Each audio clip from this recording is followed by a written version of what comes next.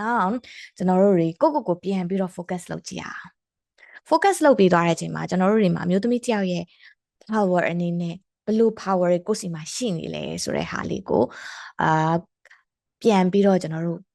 focus လုပ်ရင်းနဲ့ကိုယ့်ရဲ့ power လေးတွေကိုကျွန်တော်တို့ပြန်ကြည့်ကြည့်အောင်ပေါ့နော်ဆိုတော့အားလုံးပဲကျွန်တော်ရဲ့ focusing session လေးတွေကို join ပြကြတဲ့သူတွေဆိုရင်သိမှာပါဘာမှမလုပ်ခင်အရင်ဦးဆုံးကျွန်တော်တို့လုပ်ရတဲ့ process လေးက grounding process ပေါ့ဆိုတော့အားလုံးပဲနည်းနည်းလေး stretch လုပ်ရအောင်အတန်ကောင်းကောင်းကြားရပါရဲ့နော် noise တွေဝင်တာမျိုးရှိလားမရှိနော် okay အဲ့တော့ stretch အကြောလေးတွေဖြေလျှော့ပြီးသွားပြီဆိုရင်ထုံးစံအတိုင်းကျွန်တော်တို့တွေ one bite ကနေပြေဝသက်ရှူမယ်စမယ် take a deep breath in from the belly one bite ကနေပြေဝရှူသွင်းမယ်ဥကောင်းထိရှူသွင်းတယ်ပါးစပ်ကနေဖြည်းဖြည်းချင်းရှူထုတ်တယ်ရှူသွင်းတဲ့လေထက်ရှူထုတ်တဲ့လေကိုနှစ်ဆရှည်ကြအောင်ကျွန်တော်တို့တွေအတူတူရှူသွင်းရှူထုတ်လုပ်ကြမယ် okay one more deep breath in one bite ကနေပြေဝရှူသွင်းမယ်ဥကောင်းရဲ့ထိပ်ထိရှူသွင်းတယ် and ပါးစပ်ကနေရှူထုတ်တယ်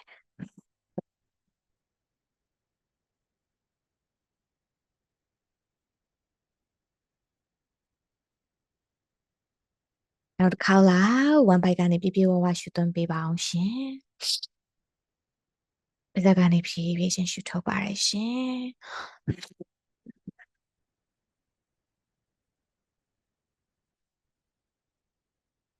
ရှူသွင်းရှူထုတ်လုပ်လိုက်တဲ့အချိန်မှာကျွန်တော်တို့ရဲ့ခန္ဓာကိုယ်လေးနဲ့စိတ်ကလေးနဲ့တဖြည်းဖြည်းငြိမ်ကျလာတာကိုစပြီးတော့သတိထားမိပါလိမ့်မယ်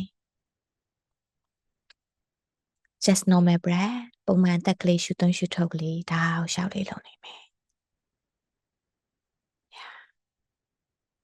ကိုယ့်ရဲ့နှာခေါင်းထဲမှာရှူသွင်းလာတဲ့လေလေးတွေကိုသတိထားကြည့်မယ်ရှူထုတ်လိုက်တဲ့အခါမှာခံစားရတဲ့ sensation လေရဲ့ပူချိန်အေးချိန်လေးတွေကိုလည်းသတိထားပြီးတော့စောင့်ကြည့်မယ် That's it ခေါင်းထဲမှာရှိတဲ့အတွေ့တွေကိုခဏလေးပြေးဖယ်ထားရအောင်ကိုယ့်ရဲ့အာယုံတွေ focus တွေအားလုံးကိုကျွန်တော်တို့နှာတီးဝသက်ရှူသွင်းရှူထုတ်ဆိုတဲ့နေရာလေးမှာပြေဝအာယုံစိုက်ထားကြမယ်ရှူသွင်းလိုက်တဲ့လေလေးနဲ့တူတူကိုယ့်ရဲ့ခန္ဓာကိုယ်တွေကိုတဖြည်းဖြည်းချင်းလေလေးတွေဝင်လာတယ်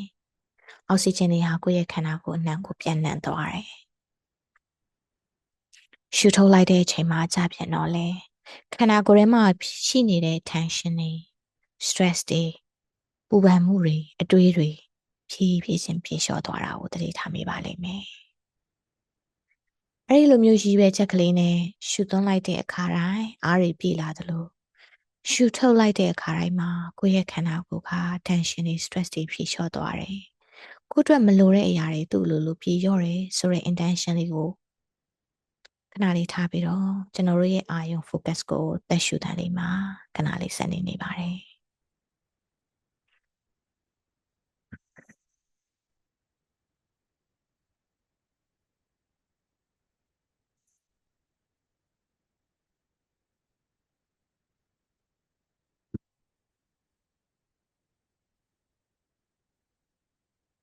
အခုံးပေါ်မှာထမ်းထားတဲ့ဝန်တော့ဝန်ပိုးတွေကိုလည်းခဏလေးဖြေလျှော့လို့ရပါတယ်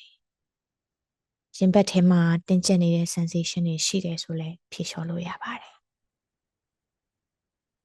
အဲ့ဒီကနေမှတဆင်ကျွန်တော်တို့အမျိုးသမီးတွေအားလုံးအတွက်အဓိကကြတဲ့ creator လို့လည်းပြောလို့ရတယ် one bite တဲ့အိမ်နေရာလေးကိုအာရုံစိုက်စေချင်ပါတယ်ရင်တော့ဆိုရင်လေရာသီလာတဲ့အခါမှာ period pain တွေခံစားရတဲ့အချိန်မှာဒီအိမ်ဆိုတဲ့အရာတွေကိုနာကျင်မှုတွေကိုမုန်းတီးခဲ့တဲ့အချိန်တွေရှိကောင်းရှိနိုင်တယ်ခုချိန်မှာဒီ warm ဆိုတဲ့အရာလေးဟာကျွန်တော်တို့အတွက်အရာအလုံးကိုဖန်တီးနိုင်တဲ့ creative space အနေနဲ့သတ်မှတ်ပြီးသွားတဲ့အချိန်မှာယူဆပြီးသွားတဲ့အချိန်မှာအဲ့ဒီ creative space ဖြစ်တဲ့ကျွန်တော်တို့ warm area လေးကိုအပြေအဝအာရုံစိုက်ပြီးတော့အဲ့ဒီအိမ်နားတစ်ဝိုက် warm area နားတစ်ဝိုက်မှာခံစားရတဲ့ sensation body sensation လေးကိုသတိထားကြည့်စေချင်ပါတယ်ပြီးတော့အဲ့ဒီ warm area နဲ့ကိုယ်နဲ့ဖြည်းဖြည်းချင်း communicate လုပ်တာမျိုးလုပ်လို့ရရင်လုပ်စေချင်ပါတယ် how's your feeling around your wound area ဘယ်လိုခံစားရပါသလဲ period လာကနေဖြစ်နေလို့တင်းတင်းကြက်ကြက်ဖြစ်နေလားဒါမှမဟုတ် after period ဖြစ်လို့အဆင်ပြေလား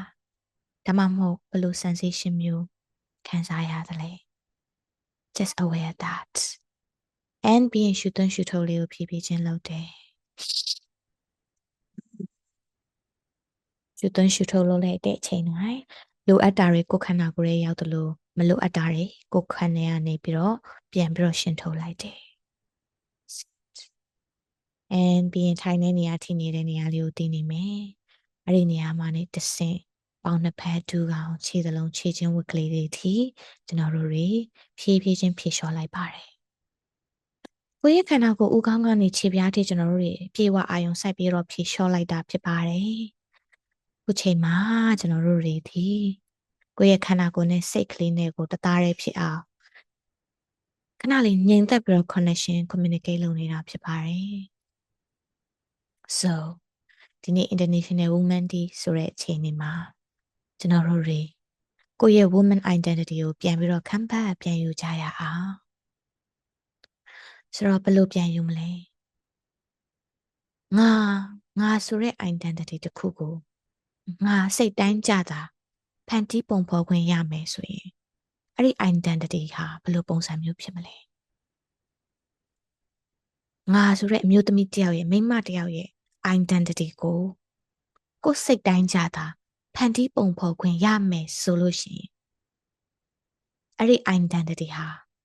ဘယ်လိုပုံစံမျိုးဖြစ်ပါမလဲ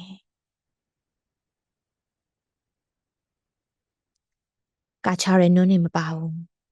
community ကသတ်မှတ်ထားတဲ့ကောင်းခြင်းဆိုခြင်းတွေမပါဘူး restriction ကန့်သတ်ချက်တွေမပါဘူးပတ်ဝန်းကျင်ကနေပြီးတော့ပုံစံသွန်းထားတဲ့ပုံစံခွက်ထဲမှာရှိမနေဘူးကိုဟာကိုအဖြစ်အတိုင်းကိုဟာ just a woman အမျိုးသမီးတစ်ယောက်အဖြစ်သားကိုစိတ်တိုင်းကြဗန်တီးပုံဖော်ခွင့်ရနိုင်မယ်ဆိုရင်ကိုရဲ့ပုံစံဟာဘယ်လိုပုံစံမျိုးဖြစ်မလဲဆိုတာကိုခန္ဓာကိုယ်လေးကိုမေးလို့ရတယ်အဲ့ဒီလိုမျိုးမေးလိုက်တဲ့အချိန်မှာကိုမျက်လုံးထဲမှာပုံရိပ်ကလေးတွေပေါ်လာတာပဲဖြစ်ဖြစ်ဒါမှမဟုတ်အတန်လေးတစ်ခုကြားလိုက်ရတာပဲဖြစ်ဖြစ်ဒါမှမဟုတ် oh my god ဒီလိုပုံစံမျိုးပဲဆိုပြီးကိုခံစားရတာပဲဖြစ်ဖြစ်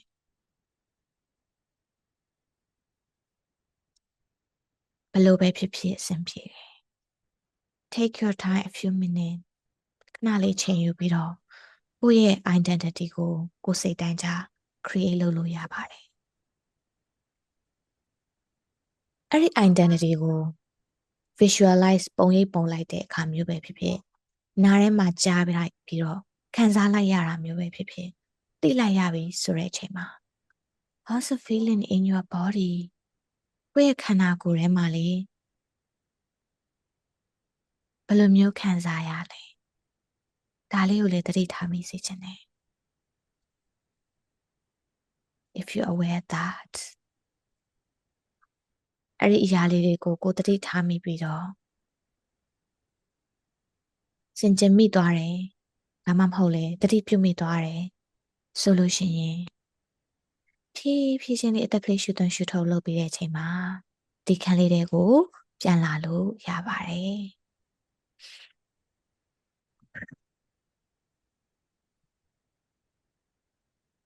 Thank you so much